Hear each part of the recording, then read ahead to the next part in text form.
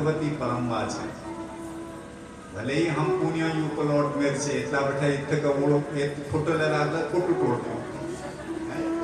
भले ही हम कत्ती कह लिया यह पाली ले यू जमीन ऐसी ची यह पाली ले ये जमीना कोई मालिक छो। जब हम तुम छई ना तब ले एक जमीना मालिक कुछ वो भगवती परम्बा नित्य एक मालिक से महाराज। हम तुम वो तो व्यर्थ है अपन मन रहा।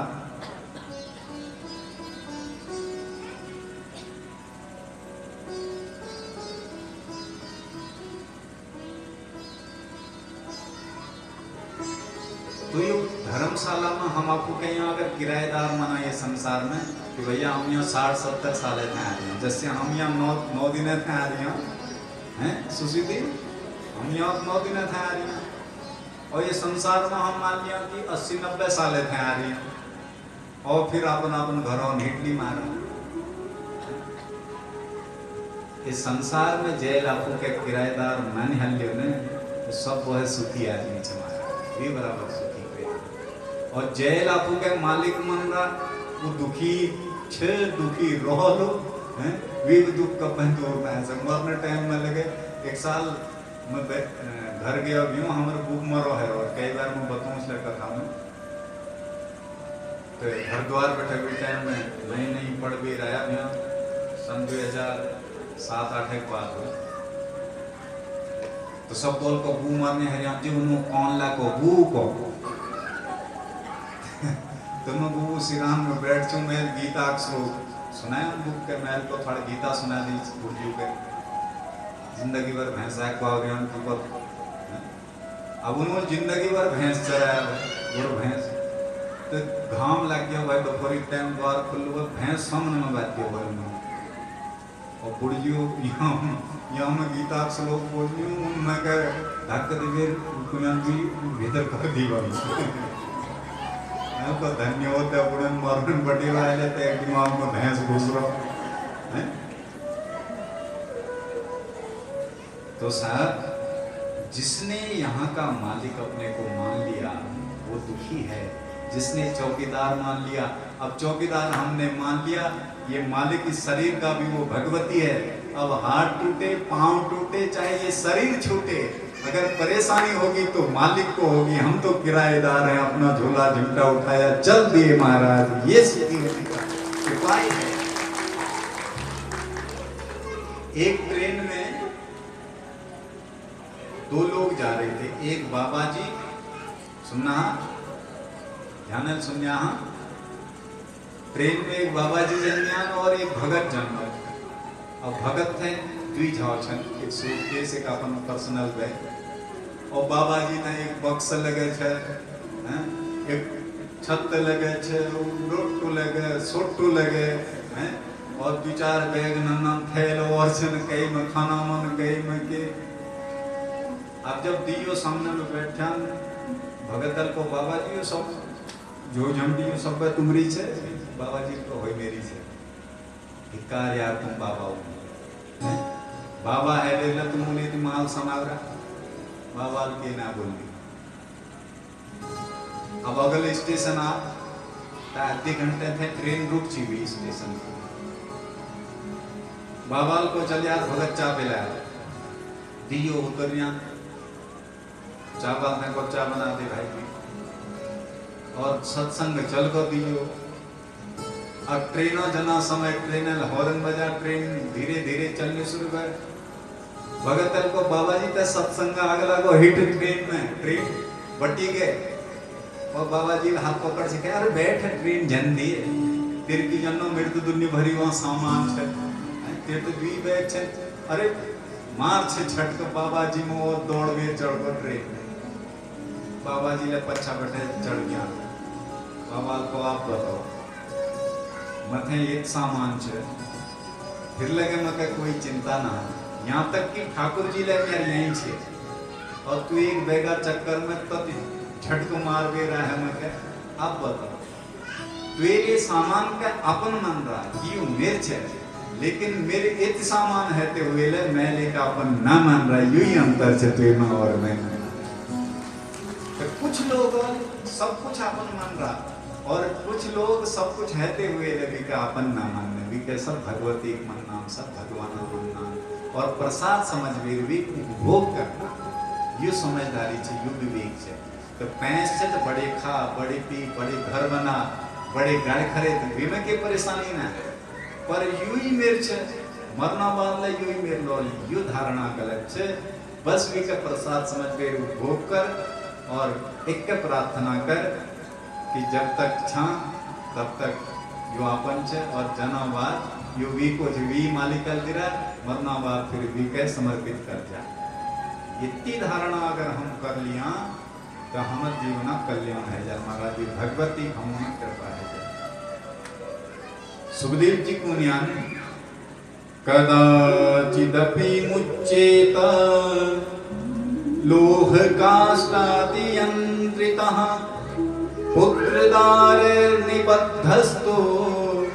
न विमुच्चेत करहिचित्। इसलिए हे पिता मैं शादी विवाह नहीं करूंगा क्योंकि शादी करूंगा तो घर गृहस्थी में पुत्र पुत्रादि बीवी बच्चे हो जाएंगे फिर उनसे आसक्ति हो जाएगी।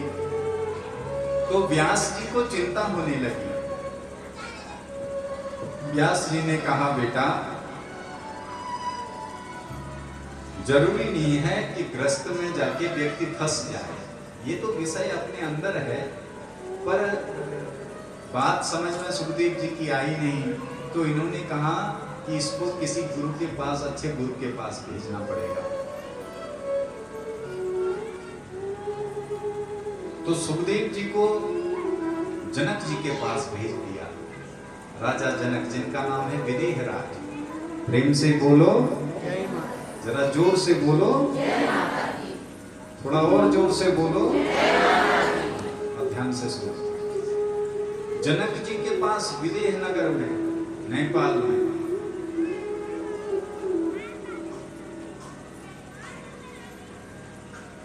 सुखदेव जी गए। कहा बेटा तू जनक के पास जा रहा है किसी सुख वैभव के चक्कर में मत पड़ना, तेरी परीक्षा होगी। तो सुखदेव जी की इतनी परीक्षाएं हुई, रास्ते में सुंदर अप्सराएं उनको भोजन परोस रही हैं, उनको नृत्य दिखा रही हैं, अपनी सुंदरता से उनको आकृष्ट कर रही हैं, पर सुखदेव जी पर लेस मात्र भी उसका असर नहीं हुआ। वो भगवत चिंतन से विमुख नहीं हुए।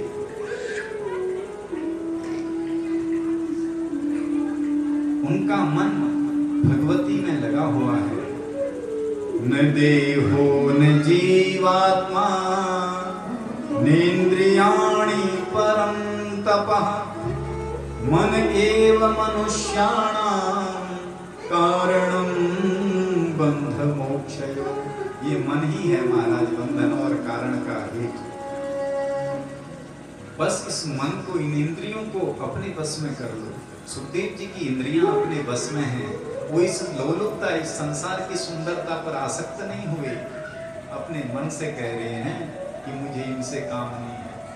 एक संत ने तो बड़ा सुंदर भाव गाया है, उलझ मत दिल बहारों में बहारों का भरोसा क्या। दिल बहारों में उलझ मत दिल बहारों में बहारों का भरोसा क्या। बहारों का भरोसा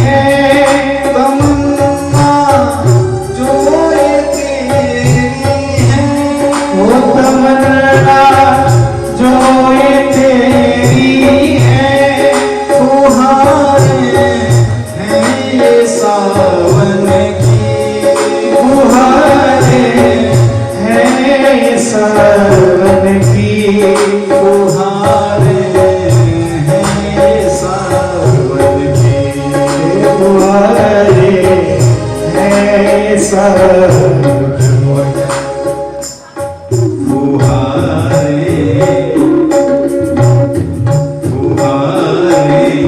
सूख जाती है फुहारों का भरोसा क्या, फुहारें सूख जाती है फुहारों का भरोसा क्या, दिल बहारों में बहारों का भरोसा क्या, दिल बहारों में बहारों का भरोसा क्या।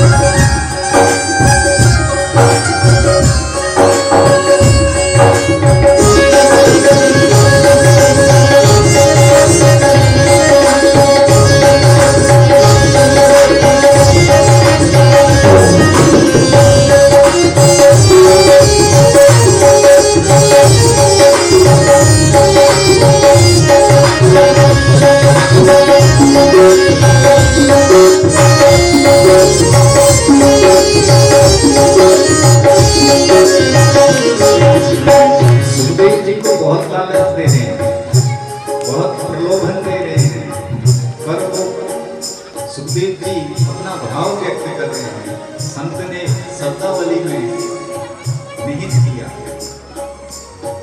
इन्हीं रंगी गुब्बारों पर अरे दिल क्यों फिदा होता, इन्हीं रंगी गुब्बारों पर अरे दिल क्यों फिदा होता। ये पंक्ति आप भी मेरे साथ गाना, बड़ी सुंदर पंक्ति है।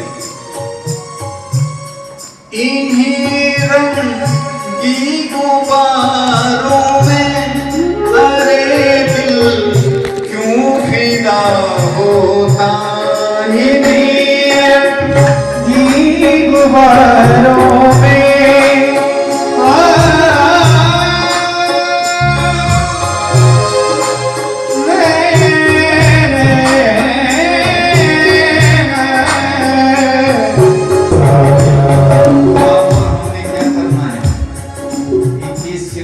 चांद से कैसे होंगे, नाम लेकर के किनारों से किनारा कर, हरि का नाम लेकर के किनारों से किनारा कर, हरि का नाम लेकर किनारों से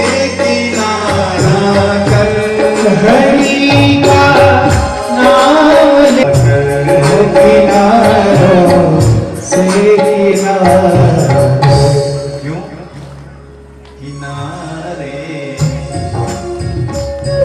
किनारे किनारे टूट जाते हैं, किनारे टूट जाते हैं,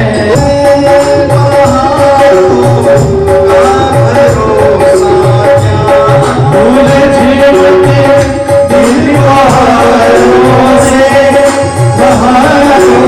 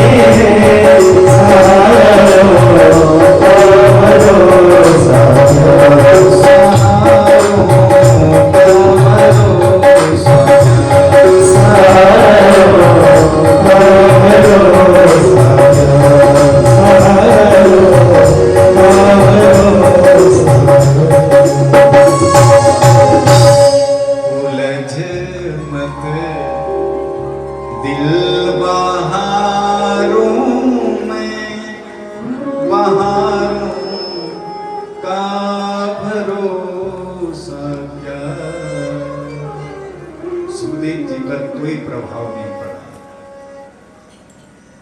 श्री जनक जी ने कई दिनों तक इनको भूखा रखा, कई दिनों तक बाहर खड़ा रखा। जब कोई प्रभाव इन पर नहीं पड़ा तो आकर के जनक जी बड़े आदर पूर्वक इनको अपने राज्य में ले गए। तो इन्होंने जनक जी से कहा, महाराज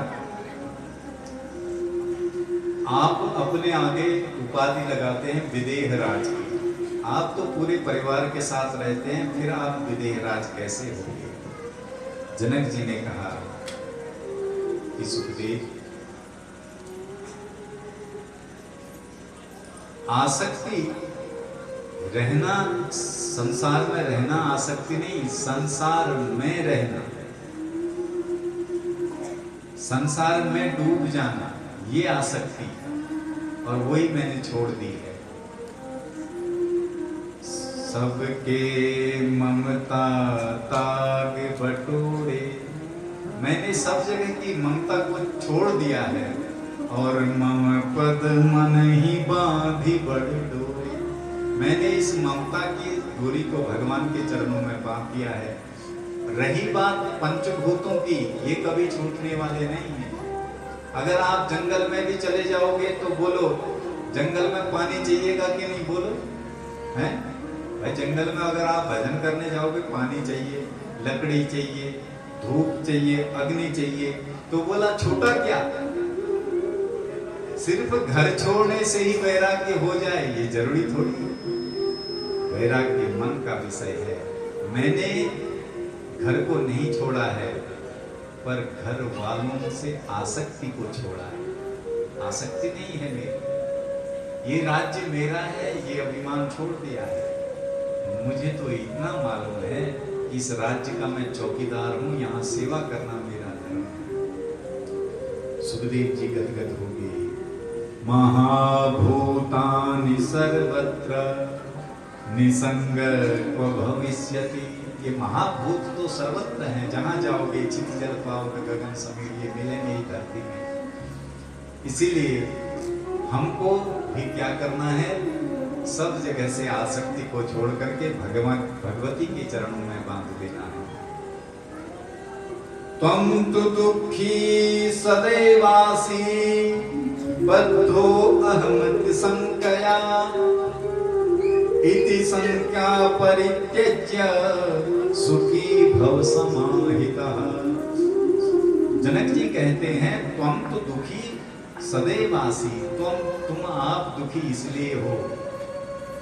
देखो हमारे पास भी आए हो तो आपको दुख है कि मैं इस संसार में, तो ये अहमिति कि मैं संसार को छोड़ूंगा, इस अहम का पहले त्याग करो। ये संसार तो तब छूटेगा जब ये शरीर छूटेगा। घर छोड़ना ही वैराग्य नहीं है, घर में रहकर भी जीवन वैराग्य वाला जिया जा सकता है। आसक्ति को छोड़ दो। सुखदेव जी की बात समझ में आ गई। सुखदेव जी ने बंधन किया और बंधन के साथ ही सुखदेव जी घर गए। पिताजी ने जब देखा कि मेरा पुत्र बोध लेकर के, गुरु ज्ञान लेकर के आ गया, इसलिए जीवन में गुरु का होना जरूरी है। अगर उस समय जनक जी नहीं मिलते तो सुखदेव जी भटक जाते। तो इन्होंने घर में आकर के शादी करी। पीवरी नाम की कन्या से इनका विवाह हुआ और इनके घर 4 पुत्र हुए, 1 कन्या हुई। कीर्ति नाम की इनकी एक कन्या हुई, जिसका विवाह विभ्राज के पुत्र अणु के साथ में हुआ। तो सुंदर सुखदेव जी की गृहस्थी जम गई। व्यास जी बड़े प्रसन्न हो गए। सौनक जी कहते हैं, व्यास जी को इस तरह से अयोनिज पुत्र सुखदेव जी की प्राप्ति हुई भगवती की कृपा से। आज की कथा को आप और हम यहीं पर विश्राम की ओर ले जाते हैं, क्योंकि हमारे बीच कुछ प्रतिष्ठित हमारे अतिथि जन आए हैं, उनका भी सम्मान हो रहा है। एक सुंदर सी स्तुति भगवती के चरणों में हम करते हैं।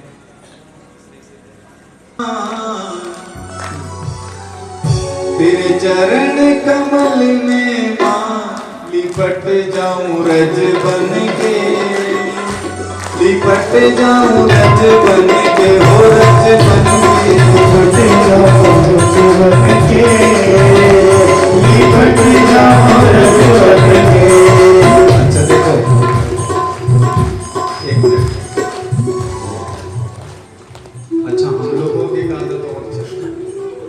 भजन शुरू हो ना बगल बाग पे ठिसियों शुरू कर देगा। नहीं समझ रहे? देखो शादी विवाह में शराबी कबाड़ियों के आगे हम खूब नाचते हैं, पर ये दरबार साधारण दरबार नहीं। भगवती के दरबार में उनका मन मयूर नृत्य करता है। वो जन्म जन्मांतर के बंधनों से नाचने से बच जाते हैं, इसलिए शर्माना मत है। शर्माया जना चले जैके लाके शर्म हुई थे तो आप ध्यान दिया तुम्हें गुना मैं लगे। जरा दोनों हाथ ऊपर करिए, दोनों हाथ बड़े भाव से।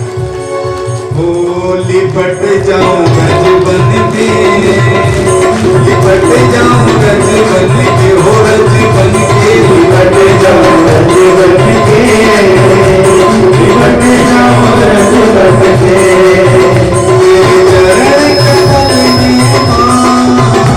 तेरे चरण कमल में मां, लिपट जाऊं गज बन के, लिपट जाऊं गज बन के, हो रज बन के।